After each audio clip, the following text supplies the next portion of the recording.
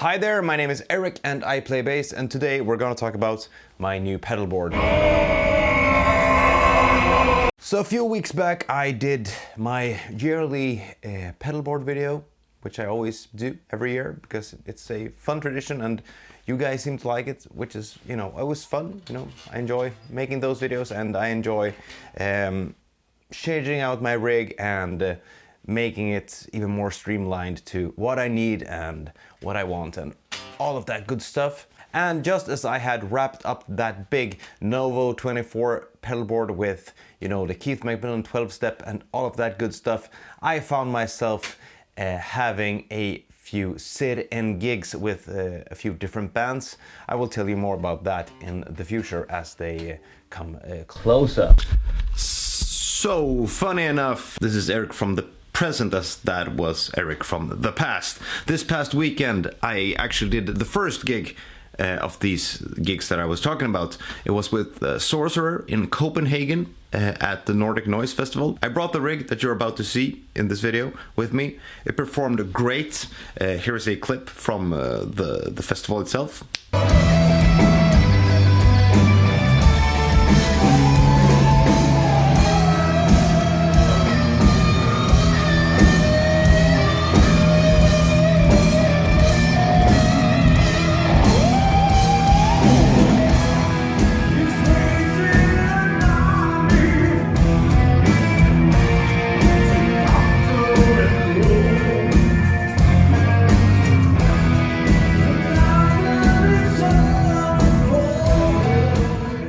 I was intending on, you know, vlogging and filming, but my phone was having some issues with the storage and whatnot, so I obviously need to get myself a new GoPro for occasions like this.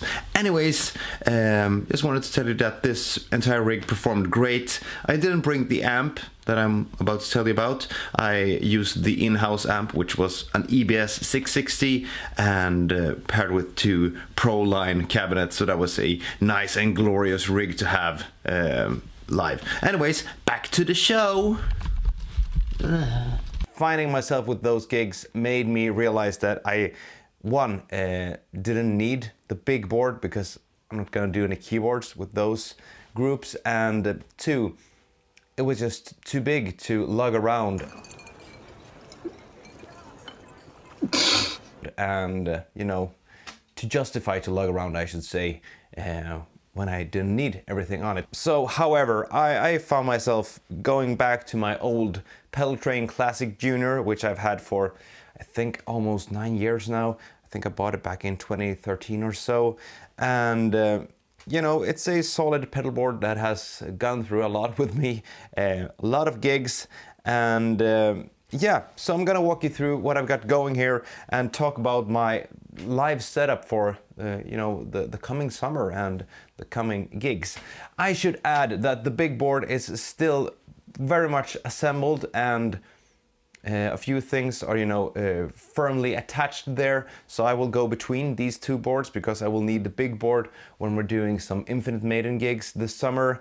However, 6 Feet Deeper is on a bit of a hiatus as our singer Sarah is having a baby any day now, so we're currently, you know, on the lowdown with gigs with that group. However, like I said, we're doing some Infinite Maiden with a sit-in vocalist. So anyways, back to the big, no, not big, back to the new board. So this board starts off, as always, with the Line6 G70 wireless unit. I've praised this unit time and time again, and I will continue to do so till the day there is something equally as good available out there. I've labeled this with not a clean DI because if you offer the front of house engineer that you don't know a clean DI, he or she will most likely use that, add a low pass filter and some hard compression, and that's your bass tone. No matter that you've spent hours upon hours tweaking out your nice and tasty bass tone to send straight to the front of house, they will go for that. So jokingly, I added that sticker. I don't know if it's gonna work, but hey, I did it. Going out from the G70, we're going into the Neural DSP Quad Cortex. I've got a brand new preset going for these few gigs. And as the Darkglass Vintage Ultra and the B7K Ultra are not yet fully available in the Quad Cortex, I decided to go with an external Darkglass Vintage Ultra. I think this is the first generation actually of this fine pedal, and that's my main preamp for this this setup. Here's what my tone sounds like with it.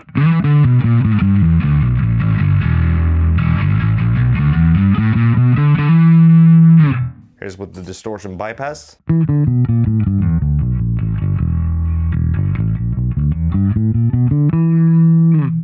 Here's with the preamp bypass altogether.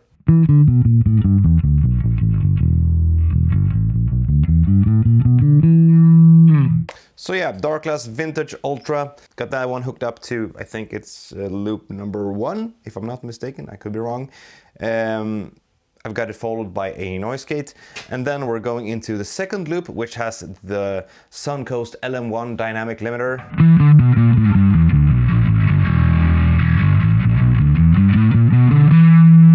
That was with it.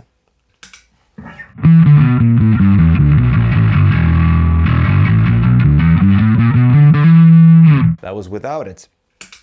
So yeah, got it set for a -6 dB threshold, and I just like how it feels playing through that wonderful limiter. It's glorious. So yeah, got that one running into a fuzz, which I'm not using currently. It's just there because it's fun to have a fuzz available whenever needed. Then we got 2 Ampeg SVT amp blocks using the parallel amp hack that I've done a few videos and whatnot about that. You can check those out on my channel. Going into row 3, we got a compressor. Then we got a split in which I've got one signal going to an 810 cabinet and some EQ just to cut away some of the lows and highs, you know, the rumbly lows and the harsh highs. Got the noise gate hack, you know, the adaptive gate hack, and then we got some delay and reverb if I ever lose my mind. I want to do, you know, some stuff like...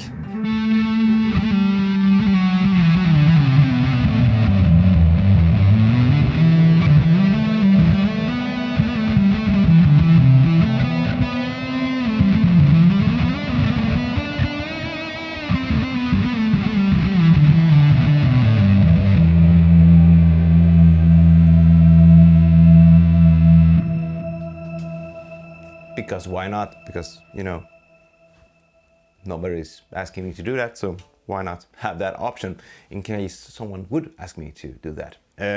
Anyways, that's just for shits and schniggles. So like I said, we got a split there, and the you know, uppermost row with the cabs sim or cabinet block is going to output 1 and 2, which I've labeled on the Quad Cortex to say 2 front of house, and the downmost row is going to output 3 and 4, which is going into my amp over here. And I'm currently running the EBS Reidmar 750. This is just a great and clean and pristine Class D amplifier that doesn't weigh much at all, and it fits really snugly in my backpack for the times when I need to bring my own amp and, you know, I don't feel like lugging around too much external stuff. So I'll be bringing the Reidmar with me out on the road this summer for the gigs that I've got coming up. Like I said, I will tell you more about those gigs as they come along. So yeah, that's the pedalboard setup. Now to the things that differ from my big rig. One, this doesn't have the Keith Macmillan 12-step and the MIDI controller and all that good stuff for that, because I don't need to do keyboards with the groups that I'm sitting in with. So hence I figured it was better to leave those on the Novo 24 board. Another big difference is that this is powered to a certain extent by a Strymon power supply, which I got from the great Rufus man. If you haven't checked out Rufus' channel, well, I doubt that you haven't checked out Rufus' channel because he's way bigger than me here on the YouTubes, and he's just a great guy, and he was selling off a bunch of stuff that he wasn't using anymore. So I bought this nice power supply from him, and I'm using that power supply to power the G70, the Vintage Ultra, and the Suncoast LM1. For the Quad Cortex, I'm using the external power supply that you get with the unit when you buy it. The reason why I didn't take my DC7 from Chuck's to this board is because, well, it's so nicely and firmly attached to that big board that it felt like a bit of a shame to remove it from that nice setup. I'm probably gonna end up buying a second DC7 for this setup as well. However, for the gig that I'm doing in just a week or so, for that I will use this setup because it works. The Strymon is a really nice power supply, gives you some nice isolated outputs, and doesn't weigh much, doesn't take much space. So yeah, using a Strymon power supply for this setup. Another difference for this setup is that I actually got a backpack to carry this pedalboard in, which is gonna, you know, save me a bunch of backache, hopefully. My big Novo 24 is, you know, it's located in a hard case, which is awesome for when you're, you know, traveling and all of that stuff, but it's kind of heavy, and it kind of felt good to have a backpack for once, which felt really nice and solid and well padded. So there is that. I'm also bringing two basses with me, so you know, you gotta find balance in the force and in your setup. I'm gonna be using my Yamaha Attitude Limited 3 and my Fender Parts P bass for the gigs that I'm doing this summer. The reason why I'm bringing the Fender and not the Limited one is, well, the Limited one is signed a bunch of times and I enjoy using it as a studio tool, but I don't feel much like bashing it up too much live, as it's such a unique instrument. The Fender also has the same pickup as this one, the Relentless P pickup, so I'm gonna get a somewhat similar tone from both of these instruments. So yeah, that's what I'm bringing out on the road this summer, kids. And now you might wonder, hey Erik, don't you need a 5-string? Well,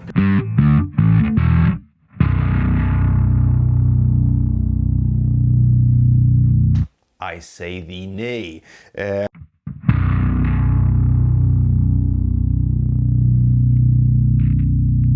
So I'm using the pitch block in the Quad Cortex to get down to a low B.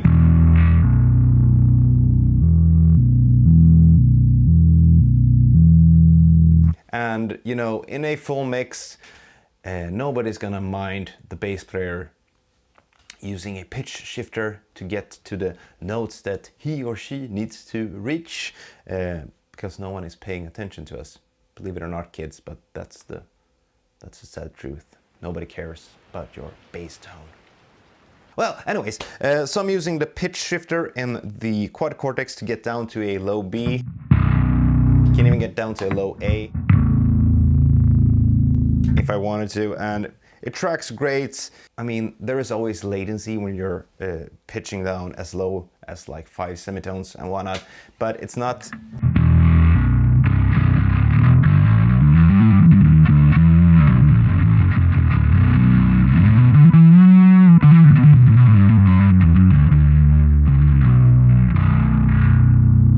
It's in no way unbearable. I know some people are really picky about that. However, myself, I don't mind it at all. So yeah, there you have it. That's my setup for this summer and for my upcoming gigs.